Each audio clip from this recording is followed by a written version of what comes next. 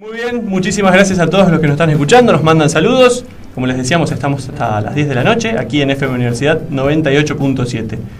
Bien, momento de pasar a otra de nuestras secciones, que se llama El Anecdotario, que justamente lo que hacemos aquí es contarles una historia. La semana pasada hablamos sobre la península de Crimea, pero esta semana vamos a ir con algo mucho más local y que nos toca de cerca a nosotros porque vamos a hablar de la radio. Así es. En este momento, nuestra conductora Diana Bárbaro pasa a ser nuestra invitada, así que le damos la bienvenida a la licenciada Diana Bárbaro, que nos va a contar sobre el cierre de LT13 de Oberá, que justamente es el tema con el que ella se recibió, con el que hizo su tesis de grado. Así que Diana, contanos un poco cómo fue esta historia que es muy pero muy interesante. Bueno, la idea de escribir, digamos, la radio fue lo que más me gustó desde que entré hasta que salí de la carrera, digamos. Es como bastante apasionante, por algo estamos hoy acá en este estudio, ¿no? Bueno, yo quería escribir sobre la radio, algo sobre la radio. Buscando tema de investigación para poder hacer la tesis, bueno, surge esto de LT13 Radio Oberá, que fue la primera radio de la zona centro de la provincia de Misiones. Por eso su eslogan, su tradicional histórico eslogan es abriendo picadas en el éter misionero, porque fue la primera radio, el primer medio de comunicación radial en la zona, nace un 15 de diciembre de 1963 y cierra un 15 de diciembre, pero de 1994. ¿Por qué decidí escribir? Bueno, sobre esta radio, digamos, el tema surge a partir de un testimonio de un trabajador de la radio que dice, bueno, que la radio se compró para cerrarla. Esa frase me llamó la atención y dije, bueno, a ver, ¿por qué lo está diciendo? Fue digamos. tu disparador, si se quiere. Fue mi disparador. A partir de ahí, bueno, empecé a investigar, a ver qué había, qué no había. Me encontré con que no había nada escrito respecto a la historia de este medio de comunicación y me pareció que, bueno, rescatar los testimonios, rescatar parte de la historia y poder establecer, digamos, cuáles fueron las causas del cierre de este importantísimo medio de comunicación que tuvo un rol social muy fuerte en la comunidad, digamos, poder dejarlo como antecedente, ¿no? Escribir algo de historia de los medios y aportar así a la historia de los medios en la provincia, porque no hay otro material de este tipo, digamos, sobre este medio de comunicación. Me encontré con infinidades de anécdotas, de historias dentro de esta historia.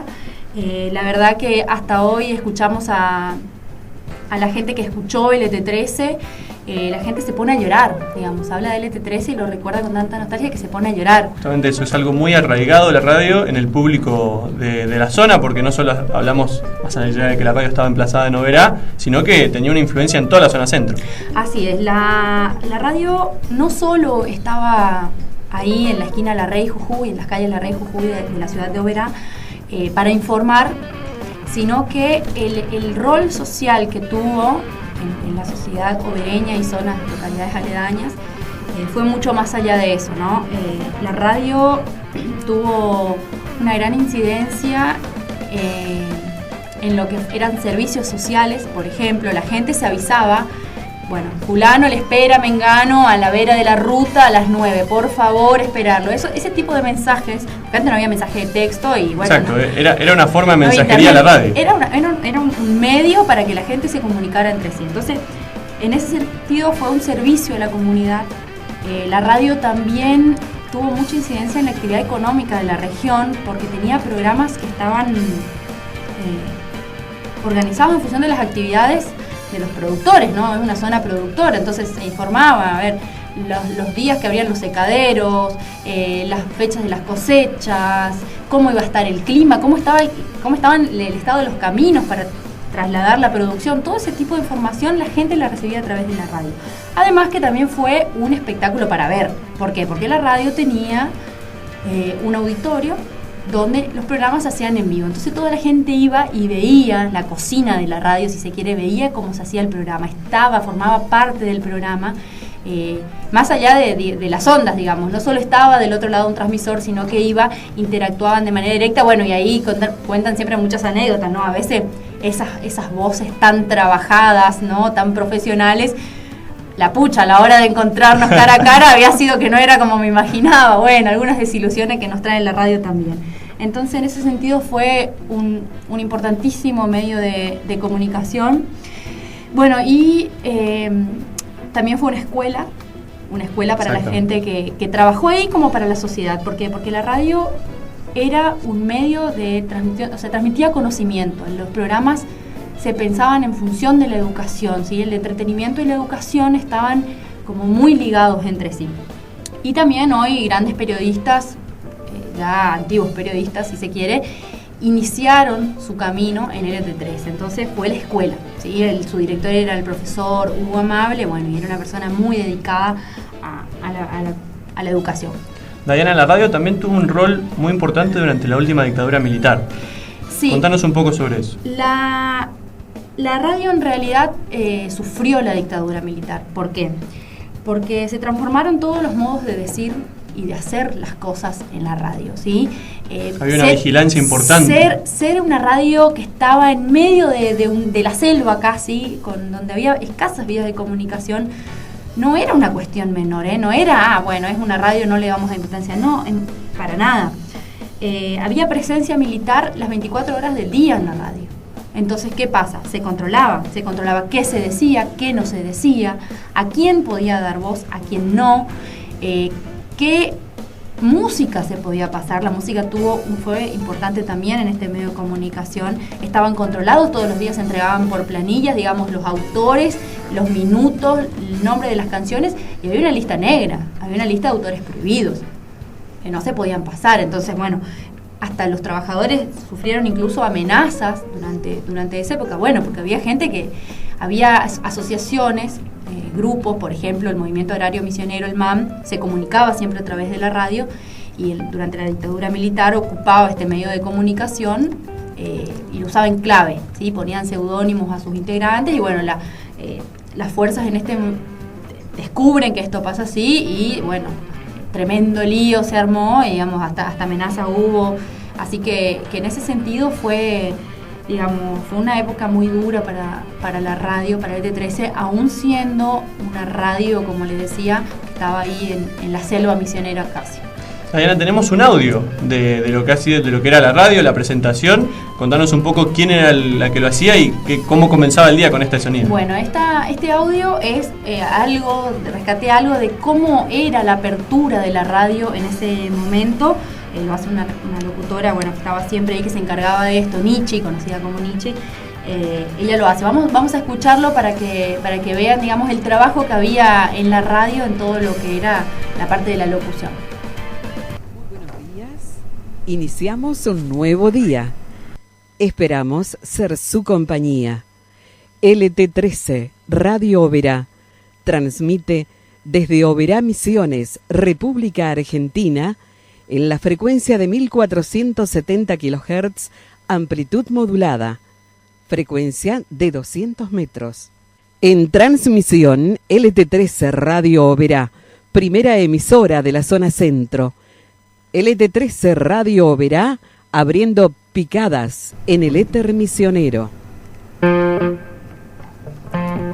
Bueno, ahí escuchábamos entonces cómo era la apertura de esta radio. Bueno, si bien la radio tuvo todo esta importancia, no todo fueron buenas noticias, ¿sí? La radio empezó con a sufrir algunos problemas de licencia, problemas económicos, que también se ven agravados, si se quiere, por la aparición de las radios de frecuencia modulada, y todo esto la hizo tambalear, bueno, algunos rumores de cuestiones políticas también, la hizo tambalear la radio hasta que se cierra un 15 de diciembre de 1994, el mismo día en que fue creada la radio. Problemas con la licencia se había vencido después de los 10 años, de los 10 años de concesión.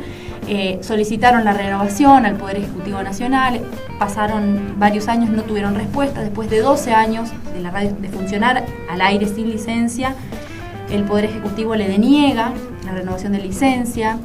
Decían que porque la licencia inicial se le había dado a 10 miembros y después quedaron 7 de esos 10, entonces lo que decía en ese momento la autoridad competente era que, bueno, la radio no había informado de esta nueva sociedad. Ahí empezaron algunos dichos y desdichos. Después también empiezan a sufrir problemas económicos, ¿sí? Porque empiezan a aparecer las radios de frecuencia modulada. Las radios de frecuencia modulada funcionaban con equipamientos mucho más chicos, más económicos, las publicidades empezaron a costar menos en estas radios de frecuencia modulada, la gente dejó de pautar en el ET13, fue como una cadena, ¿no? Esto la hizo tambalear, empezó a afectar directamente en los salarios de los trabajadores, y por más que hicieron varios intentos para recuperarla, no se pudo salvar la situación, se resolvió, que era insolvente. Hasta hoy están en juicio, hasta hoy los trabajadores no cobraron, en fin, pero siguen teniendo este amor por el ET13, este sentimiento, y hablas con cualquier persona que pasó por la radio o cualquiera que escucha, y se te ponen a llorar, digamos, o sea, fue importantísimo. Para cerrar, podemos escuchar también, si lo tiene el operador, el audio de cómo era el cierre de transmisión de LT13. Con el último minuto, el último segundo de LT13 al aire, se fue una parte de mi vida. No estábamos equivocados en lo que hacíamos. Lo hacíamos bien y de corazón, lo hacíamos con el alma. Realmente muchos estuvieron muy mal, además la gente lloraba como en un velorio. 4.000 llamadas telefónicas tuvimos ese 15 de diciembre del 94 cuando cerramos. 4.000 llamados telefónicos que fueron anotados concienzudamente. Éramos 22 familias, 15 que teníamos otro trabajo, pero 15 familias que no tenían nada. Y no cobramos un peso. Acompañada quizás por el canto lejano del último pájaro nocturno en la penumbra de la selva, LT13 Radio Oberá acalla su mensaje del día con la confianza de haber sido durante su transmisión la mejor inspiradora de sus acciones. Muy bien, ahí escuchábamos estos audios que eran como la despedida. Dayana, contanos, para hacer un resumen muy breve, cómo fue el cierre de la radio, que hubo un cambio de dueño. Sí, en realidad nunca se terminó de establecer. ¿Por qué? Porque la radio, cuando empieza a tambalear económicamente, empieza a querer vender algunas acciones de la emisora a otros grupos, en este caso al señor Tono Pérez, del diario El Territorio. Pero si bien Tono, en una entrevista mantenida conmigo, asume haber comprado la radio porque él decía que quería invertir, quería armar una red de medios, él tenía algunos medios ya acá en Posadas y en El Dorado, le faltaba Oberá como ciudad importante. Después, se encontró con que la radio tenía estos problemas de licencia, no le cerraba el negocio. Él asume haber puesto plata para empezar a mantener esta situación conflictiva que se venía, pero después en las audiencias conciliatorias, porque obviamente esto fue a juicio, tuvieron audiencias conciliatorias, todas las partes involucradas, el abogado del señor Tono Pérez va a la última y dice, que el territorio no tenía nada que ver ni económica ni societariamente con la radio, y esto realmente no se pudo comprobar porque cuando, desde el territorio salía plata para pagar a los trabajadores, que lo asumieron los trabajadores, y esto no lo digo yo, lo dicen los trabajadores y lo dijo el señor Tono Pérez, no se hizo ni un papel que compruebe el vínculo. Documentos. Entonces, realmente quedó totalmente deslindado de toda responsabilidad porque no había nada que lo pruebe. Entonces, ese día del cierre se hicieron 77 horas ininterrumpidas de transmisión, la radio hizo para apoyar y homenajear a los trabajadores. 4.000, ahí en el audio se escuchaba, 4.000 llamados telefónicos se recibieron el día del cierre, la gente lloraba, pedía por favor que no se cierre, pero la situación se tornó insostenible y llegó el silencio de radio, el silencio definitivo, como lo digo. Dayana, y en estos años de investigación y de estar inmersa en este tema del cierre de la radio, ¿vos qué conclusión sacás como profesional y en estos años de investigación? Yo, la verdad, que las devoluciones de los docentes a la hora de la defensa fueron más que interesantes y ricas para aportar a mi trabajo. Sinceramente me siento realizada de todos modos, por más que hay algunas cositas que arreglar, porque hice un aporte a la historia de los medios de comunicación de la provincia y me parece que es algo que hay que hacerlo,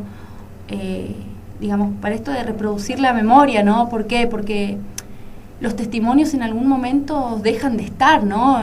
La columna vertebral del trabajo fueron los testimonios. Después sí, la documentación para respaldar todo eso, pero la columna vertebral del trabajo son los testimonios. Entonces yo creo que es interesantísimo rescatar estos testimonios antes de perderlos, ¿no? Para poder dejar algunas bases, algo de la historia de los medios que después va a seguir, supongo que va a servir para futuras investigaciones.